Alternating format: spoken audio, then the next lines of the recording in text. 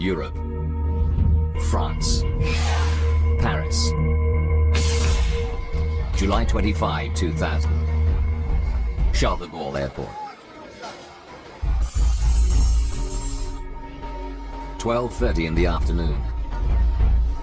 100 men, women and children check in for flight AF4590. They come from all over Germany and are expecting the trip of a lifetime. A dream holiday, costing at least £7,000 each. It starts with a supersonic flight on Concorde to New York. Then, a luxury cruise in the Caribbean. For Jörg Meyer's father, it's a special treat to celebrate his retirement. He had his 65th birthday in 2000, and he wanted this as a treat for himself and his partner. They both liked to travel, and it always had to be something a bit special. Concorde is a plane like no other, elegant, luxurious, and above all, super fast. Flying at more than 2,200 kilometers per hour, Concorde links North America to London or Paris in 3¾ hours. Concorde's unique shape, with a pencil-thin cabin and vast delta wings, enable her to race across the sky at 3 kilometers every 6 seconds. John Hutchinson has flown Concorde for 15 years. Best way of describing it is simply to say that it was a thoroughbred.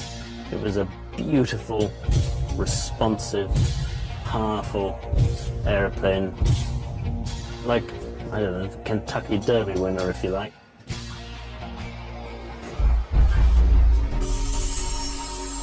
By 1:30, all of the passengers are checked in for their supersonic trip.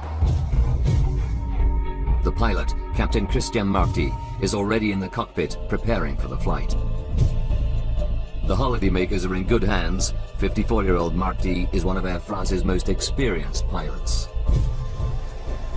An adventurer of extraordinary talents.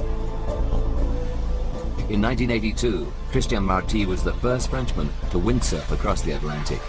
He's a national celebrity.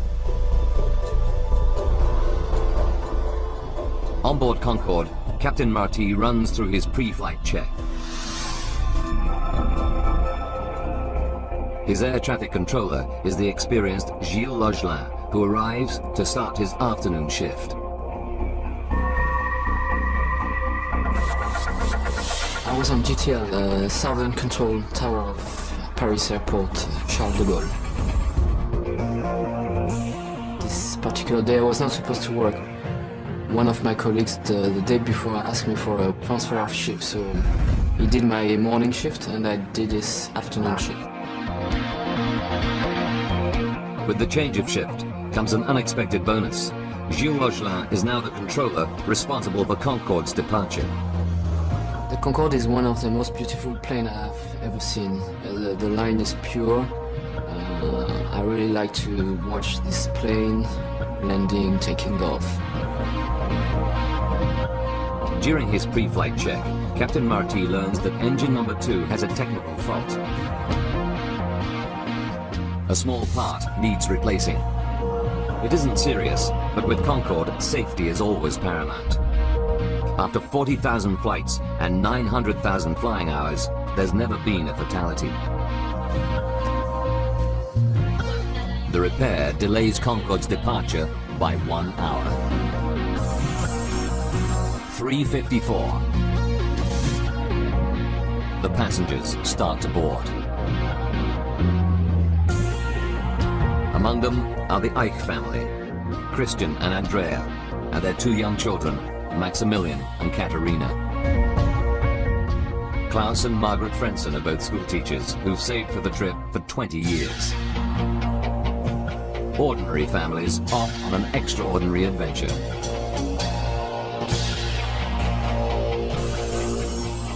At 4:35 in the afternoon, Concorde is ready to depart. Anticipation on board mounts as the supersonic jet taxis to the runway. In the control tower, Gilles Rogelin clears Air France flight 4590 for takeoff on runway 26 right. It's 4:40 in the afternoon. So far, for passengers and crew, everything is normal. Captain Marty lines up the plane at the start of the runway, ready to release the power of Concorde's 4 Rolls-Royce engines. For senior pilot John Hutchinson, a moment like this is always special. As you open the throttles up full power, you'd feel this huge surge of power in the small of your back as the airplane accelerates down the runway, and you just get the feeling that the one thing the airplane wants to do at that point is to get into the air as quickly as possible, into its natural environment.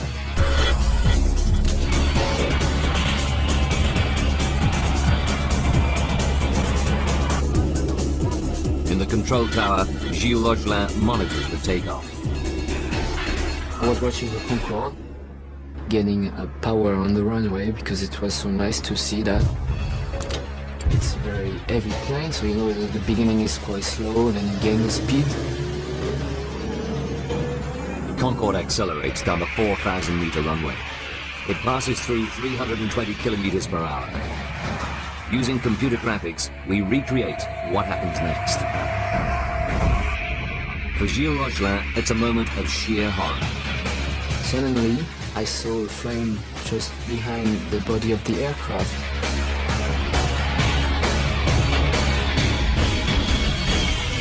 So I jumped on my mic to say, Air France 4590, you have flames behind you. Captain Marty cannot see the flames, but accelerating through 328 kilometers per hour, Concorde is committed to the takeoff. There are only 2,000 meters of runway left, but Concorde needs 3,000 meters to have any chance of stopping safely. After the speed, whatever is the situation, the plane has to take off. You could not avoid the takeoff. And as I was watching the flames, I saw the nose of the Concorde lifting up. At 4:43 and 15 seconds, Captain Marty pulls on the control stick. Concorde takes to the air. This is how Concorde flight AF 4590 appears to witnesses. Martine Bournet works in an office on the western edge of the airport. At 4:44, she sees a terrifying sight. I was looking out of my window and I saw Concorde taking off very slowly with the back of the plane on fire. I was really afraid. Because of the flames, I was convinced that the plane was going to explode right here in front of the office. The stricken airliner flies directly overhead.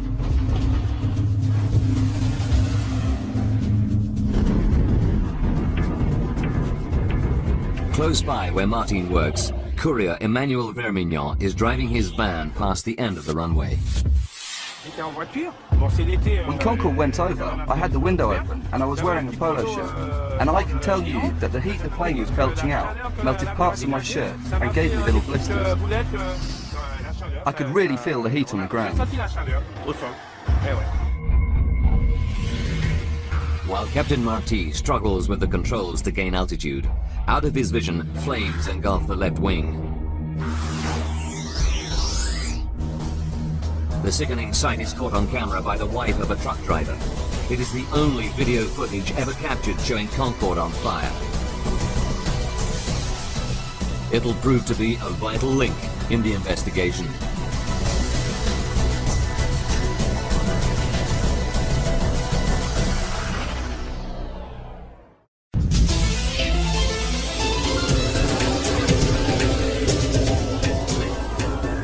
Paris Airport, a supersonic Concorde has just taken off.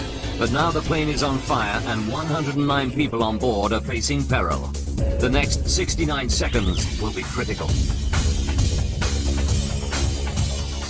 4:43 and 30 seconds. Concorde is struggling to remain in the air. It's only 30 meters off the ground and the crippled plane is on a collision course. The town of Gonesse and its 25,000 people lie directly in its path. Driving towards the petrol station she owns in Gonesse is Christine Turpin. I was returning home when I saw a plane. It was Concorde, with fire coming out of the back of it. I slowed down, and I saw the plane in flames. Captain Marty is running out of options. Concorde's left wing is disintegrating. Businessman Patrick Tess is directly in the plane's path. I was in my office talking to an agency.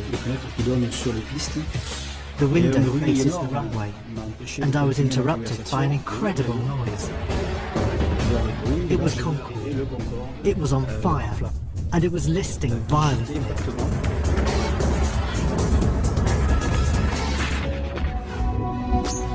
Concorde lurches to the left. The plane stalls and plunges to the ground.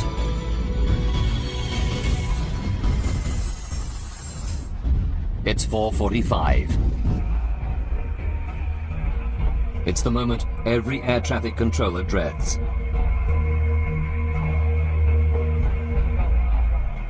Gilles Lagelin reaches for his mic.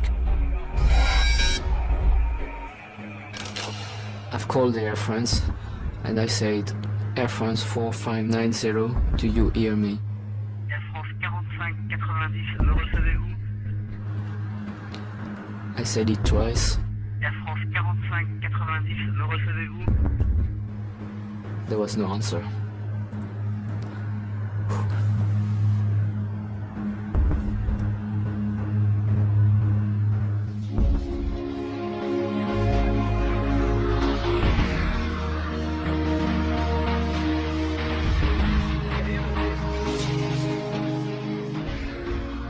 The supersonic jet, loaded with fuel and 109 people on board, crashes right on top of a hotel on the outskirts of Gonesse.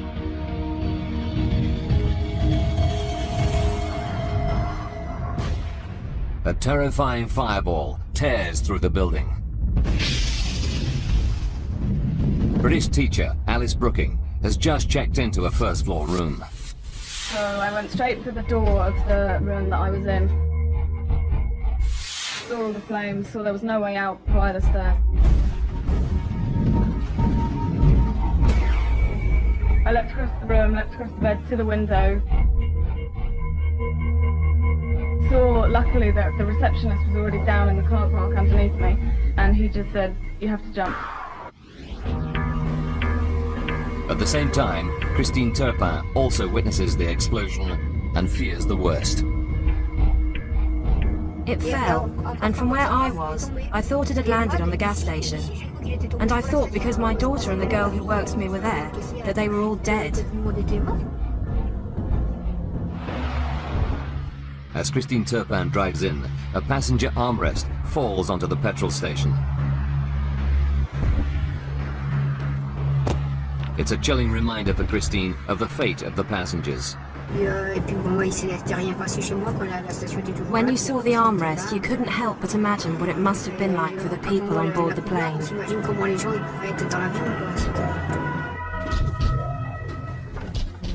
Within 8 minutes of the crash, dozens of fire engines and ambulances race to the scene.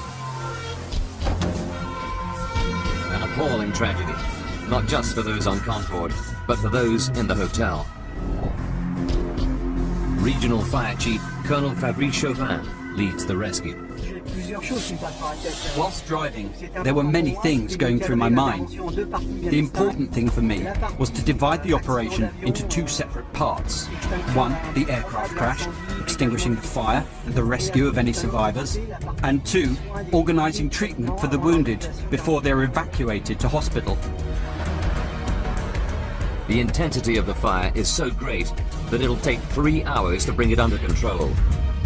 As these TV news images show, the charred remains of the airliner and the hotel are unrecognizable. The rescue attempts are futile.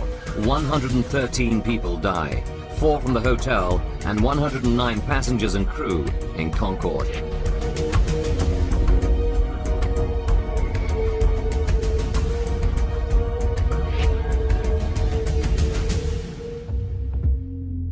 Three generations of the Ike family are wiped out.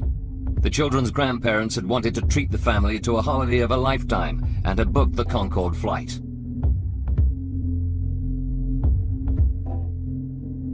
School teachers Klaus and Margaret Frenson had saved for 20 years to fly on Concorde.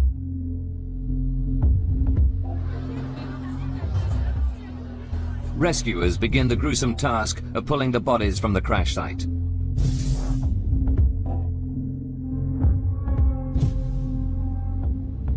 One of the hotel workers to die is a 19-year-old student, Kenza Rashid. She joined the staff of the Hotelissimo only the day before the crash to earn some holiday money. Another victim is chambermaid Devrani Chandang Singh. She dies leaving behind her 2 children. Most of the bodies are burned beyond recognition, and the forensic pathologists can only identify victims by their dental records.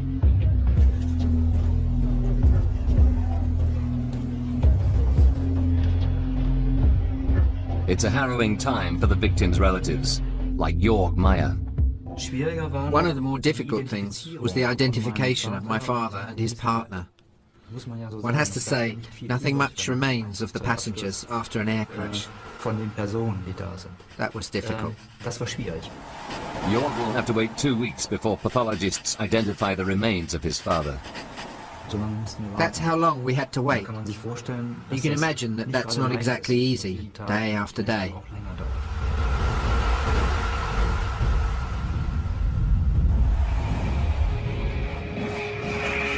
The crash takes everyone by surprise. Concorde, the queen of the skies. The plane that makes supersonic travel a reality. People's dreams come true. Had never had a fatal accident. Until this moment. It takes just 120 seconds to shatter that perfect record. Now, by rewinding the events of that fateful day, and by going deep into the investigation, we can reveal what really happened. Cutting-edge computer simulation will take us where no camera can go, into the heart of the disaster zone.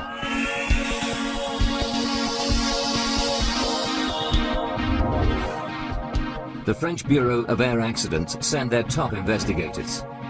Using their data, we can now piece together the deadly chain of events to find out what really caused this terrible tragedy.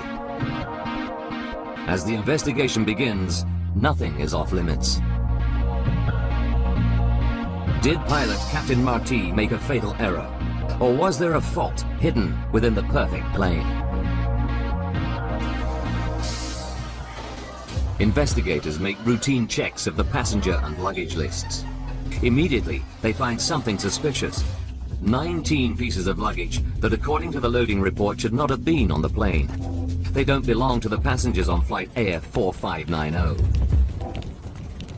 Could a terrorist have smuggled a bomb onto the plane? It wouldn't be the first time. 270 people died in 1988 when terrorists planted a bomb in the luggage that destroyed a Pan Am 747 in the infamous Lockerbie incident.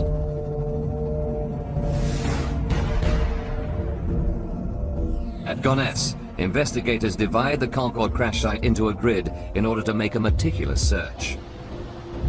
They photograph and tag everything found in each section.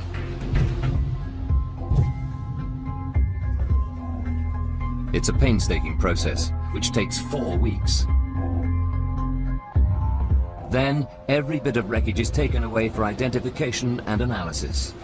3 hangars at Le Bourget, another Paris airport, become their final resting place. This pile of debris is all that remains of the hotel. Such is the intensity of the crash and fire that a 40-room building is reduced to little more than a pile of rubble.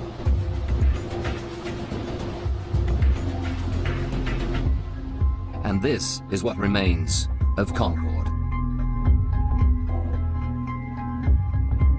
One of the world's finest examples of modern engineering is now just a tangled heap of charred rubber, aluminium, melted plastic, and fractured hydraulics.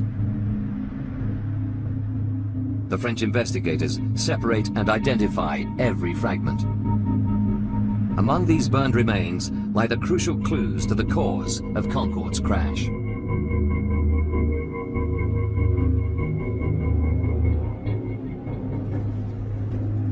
Within hours, the French Bureau of Air Accidents team recovered the black boxes.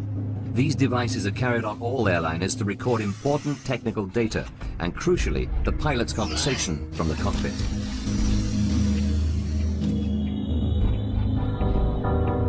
They analyze the black boxes. They hear no sound of an explosion. It's clear to them terrorism is not to blame. The investigators are forced to look for a new lead. They focus on the last-minute engine repair Captain Marty orders just before takeoff.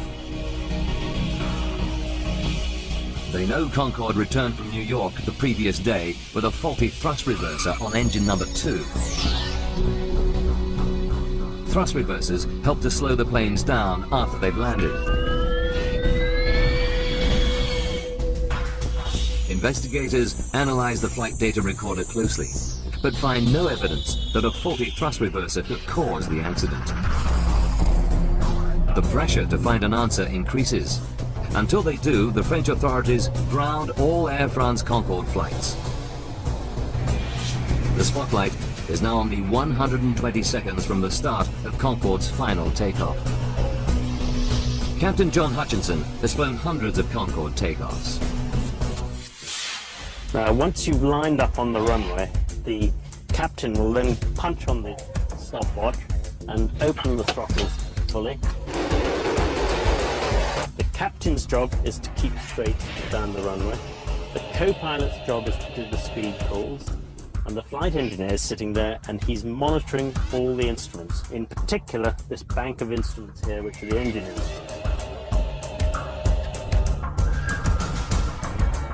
Data from the black boxes makes it clear that everything is normal until Concorde reaches 323 kilometers per hour. Concorde is now only 79 seconds from disaster.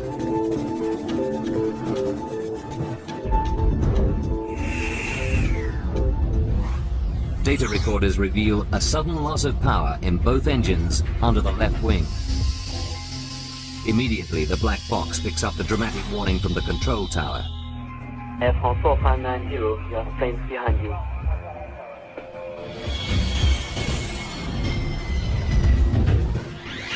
Despite the warning, pilot Christian Marty has passed the point of no return. There's not enough tarmac to stop safely. He has to take off. He pulled back on the control column to rotate the airplane up to its nose-up angle of 12.9 degrees.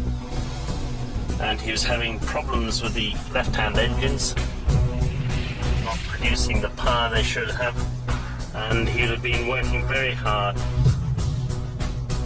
trying to control the airplane, trying to get speed. But of course he was being overwhelmed by these problems on the left-hand engines. The engines become the new focus of the investigation. Why did they lose power at such a critical time?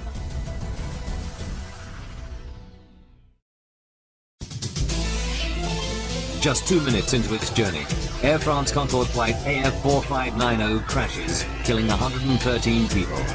A devastating blow to the world's first supersonic airliner. Using advanced computer graphics based on the official report, we go deep into the investigation to unravel the deadly chain of events. Investigators know that 2 left engines lose power as Concorde passes 323 kilometers per hour on the runway. But why? Then, an important new clue. The French investigators find several fragments of tire on the runway. One of them weighs 4.5 kilograms. Tests quickly confirm they belong to Concorde. It's a significant lead. Why? Because Concorde's tires inflate to extremely high pressures, which make them more likely to burst than other aircraft, especially during takeoff and landing. Pilot John Hutchinson explains. And in fact, when the captain pulls back to rotate, he's actually compressing the undercarriage into the runway, so there's even more stress on the tires and the wheels at that particular point. This additional pressure makes Concorde's tires even more vulnerable. Now they're onto something. The French accident investigators go back through the records and discover that for Concorde, tire blowouts are far from rare. They identify over 50 cases of tire burst on takeoff and landing over 24 years.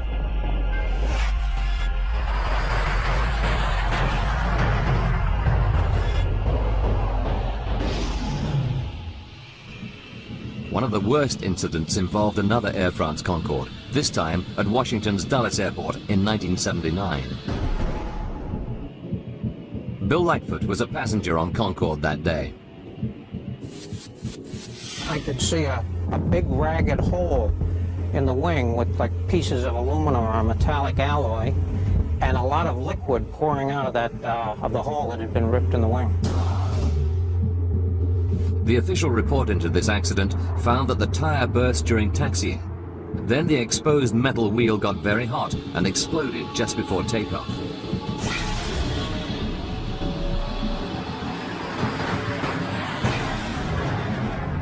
The plane took off, but 20 minutes later returned safely to the ground. The plane survived this scare, but it caused a major overhaul of tire safety. Concorde engineers installed sensors to detect underinflated tires, modified inspection procedures for wheels before every flight, and most importantly, as aviation expert David Learmont explains, developed stronger tires that can carry twice their normal load. The requirement was that in test flights you should be able to have a complete tyre blowout during the takeoff run, and that you should be able to complete the takeoff with no tyres left. And that is what the wheels subsequently were, and never again did a wheel fail. That is, until 18 years later in Paris, when something goes very wrong. Despite all the safety measures, one of Concorde's tires explodes in fragments. Investigators dig deeper. They re-examine all the debris found on the runway and then make the most important discovery of the investigation. This 43-centimeter mystery strip of metal. When you match the 43-centimeter strip of metal to the damage on Concorde's tire, it's a perfect fit. Suddenly, the whole inquiry now depends on the source of this metal. Where did it come from?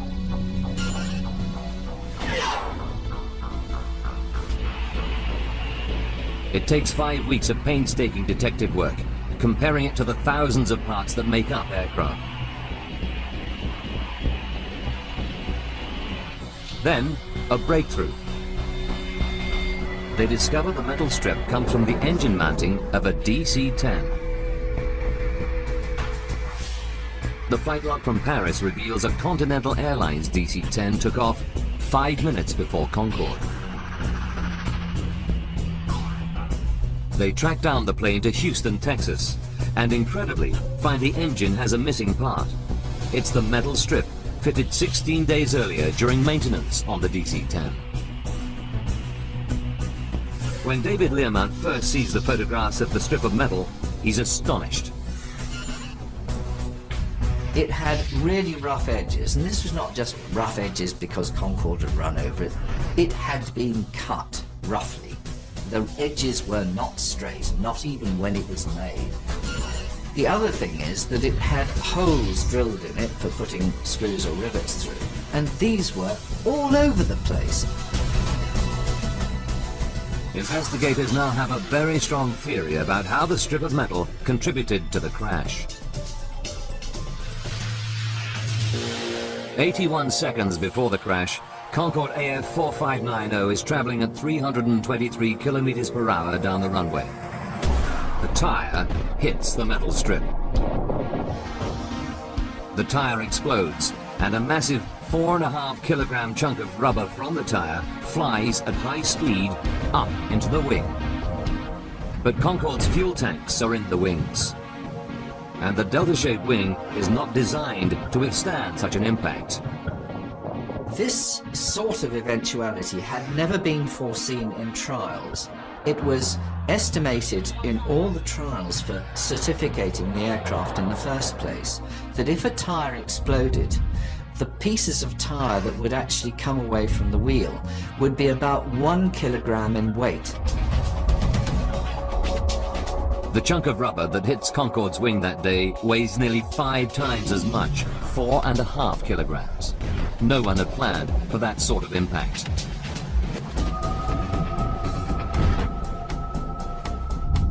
What's more, you can match the large rubber fragment of the tire with a dent on the wing.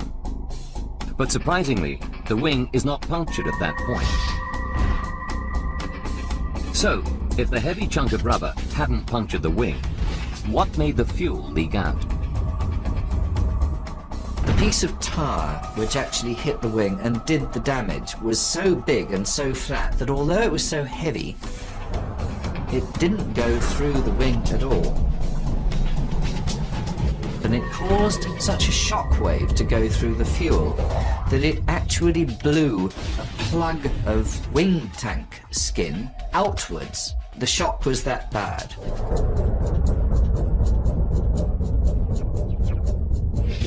When the rubber chunk hits the wing, it sets off a pressure wave which finds the weakest joint in the fuel tank. The fuel bursts out of the tank. 75 liters of fuel pour into the engine every second.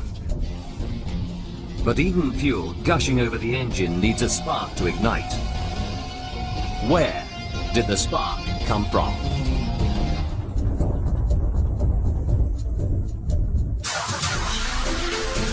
Air France Concorde AF 4590 crashes after takeoff from Paris Charles de Gaulle Airport.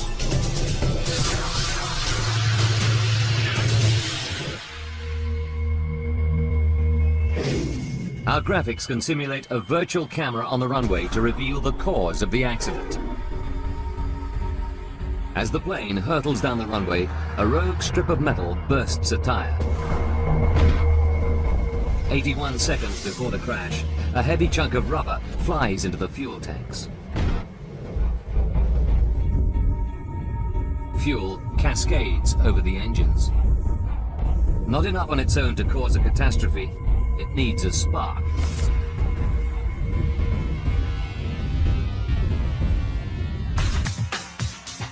From the cockpit voice recorder, we know that the pilots have trouble with the landing gear on takeoff.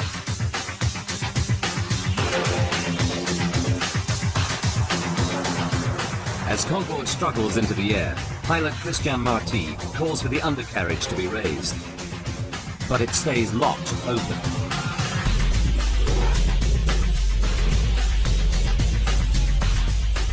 The only video footage ever taken of the doomed flight provides further evidence.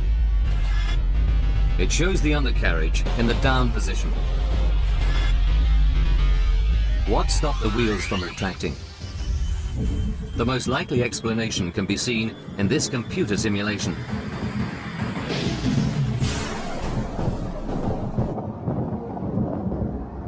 Shrapnel from the burst tire flies up into the landing gear bay, where it severs power cables. The undercarriage is now stuck in the down position. Worse still, The exposed wires are whipping around in the gale force airflow. If the exposed wires make contact, they'll spark. As fate would have it, they do. That contact ignites the leaking fuel, and at that moment, Concorde becomes a flying bomb.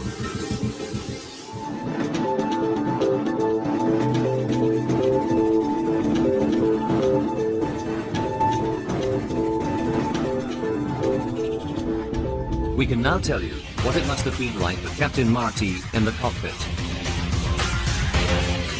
From the pilot's seat, he can't see the flames. All he knows is that Concorde is losing power in engine number 2 just at the moment of takeoff. 1 second later, the control tower alerts him to the fire. Airport 4590, you are plane 300. Computer graphics show how Concorde would have looked. Now, to make matters even worse for Captain Marty, the number 1 engine is losing power as well. Events are conspiring against him.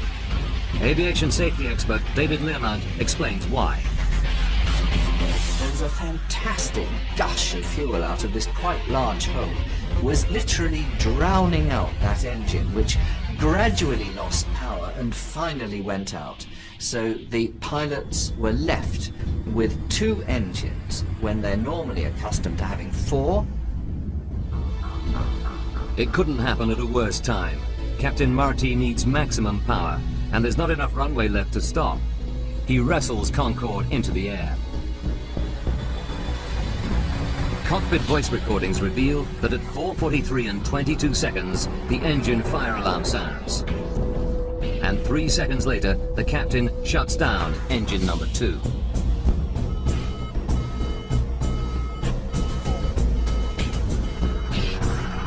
The drill for a fire warning is that you shut the engine down and cut off the supply of fuel to it to try and then fire the fire extinguisher, that engine, to try and put the fire out.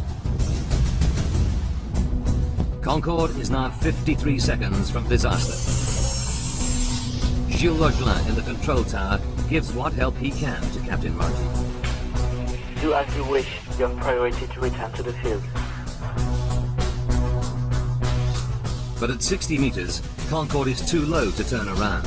So instead, Captain Marty tries to fly the crippled plane to the nearest runway at Le Bourget Airport, just 5 kilometers ahead.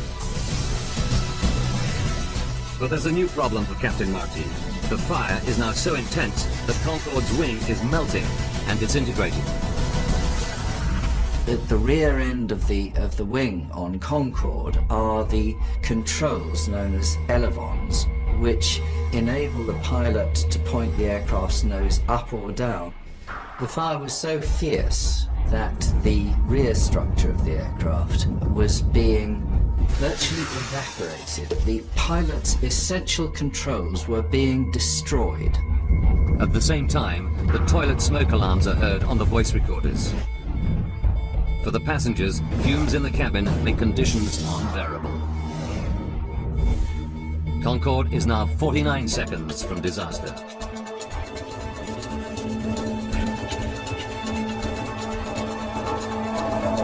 In the cockpit, Christian Marty battles with the controls, trying to gain speed and height. But he's being overwhelmed by the fact that the wing and its controls are disintegrating.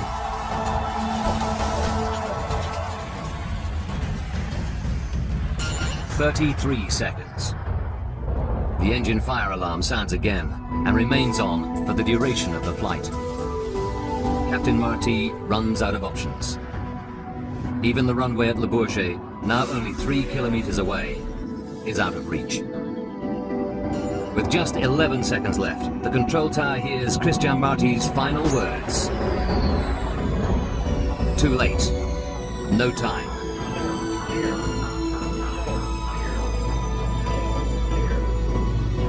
Four seconds left.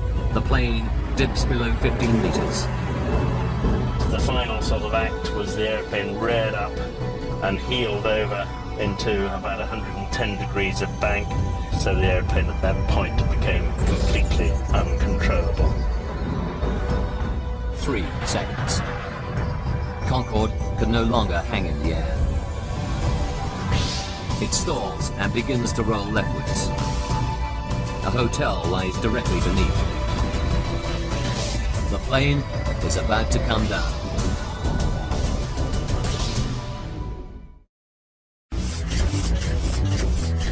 Just 118 seconds after Concorde begins accelerating down the runway, 109 people are staring death in the face.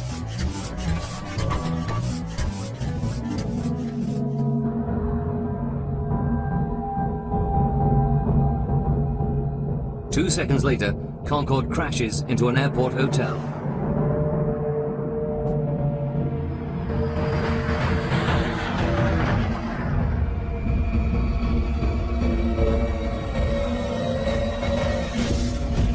All 100 passengers and 9 crew on board are killed, as well as 4 people in the hotel. Air traffic controller Gilles Logelin started Concorde on its fateful flight, and he is a witness to those terrifying final seconds. I knew that everything was finished. I knew that that it was the confirmation of a reality that I didn't accept, in fact. And because until this moment, I still had the belief that it was not true, that it was not the reality.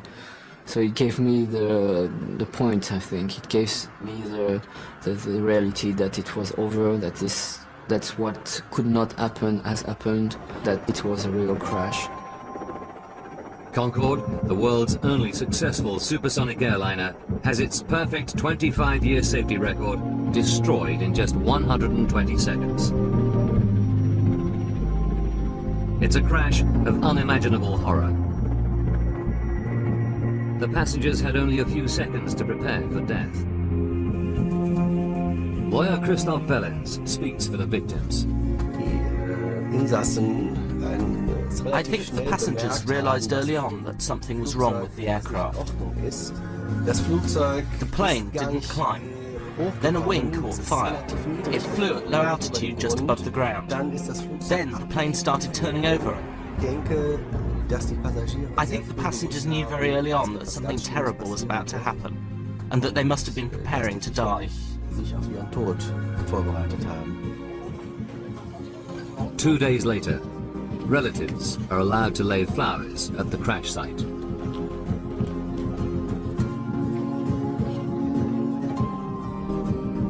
Even today, they feel a deep sense of loss.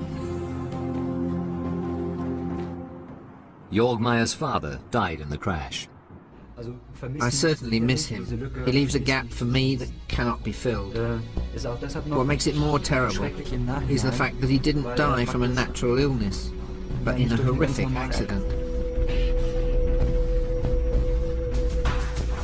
And he was plucked out of life in his prime. The disaster was also traumatic for those who survived from the town of Gonesse. Businessman Patrick Tess had a miraculous escape. He works directly next door to the hotel destroyed by Concorde. To this day, he's haunted by the events.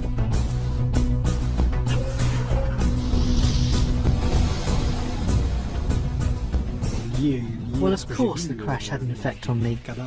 You can't remain unaffected by it.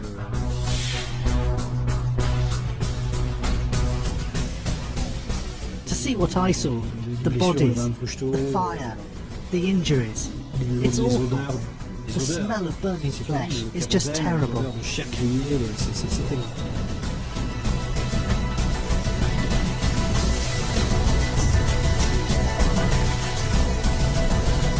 For Concorde, the Paris disaster is the beginning of the end. 3 weeks after the crash, all Concorde flights are grounded. Air France and British Airways, the 2 airlines that fly Concorde, have to make major safety modifications. Tires are strengthened so that they remain functional even when punctured by a 30-centimeter blade. Engineers encase the fuel tanks with bulletproof Kevlar liners to resist puncture. And electrical harnesses in the main landing gear bays are reinforced.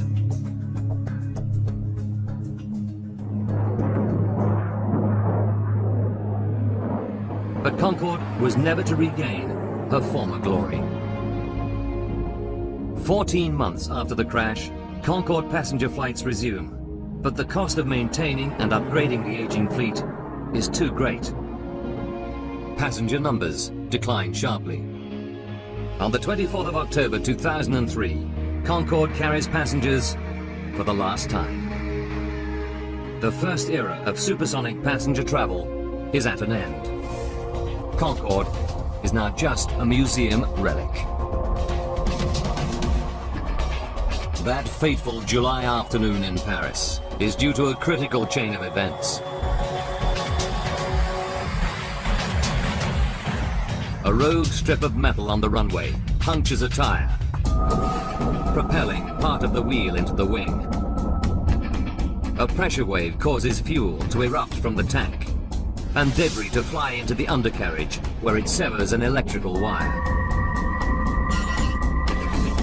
A spark ignites, triggering an inferno at the point of takeoff, a crucial time.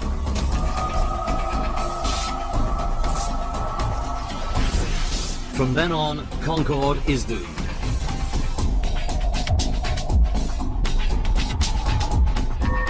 A chain of events no one could have predicted that ultimately brings about its destruction.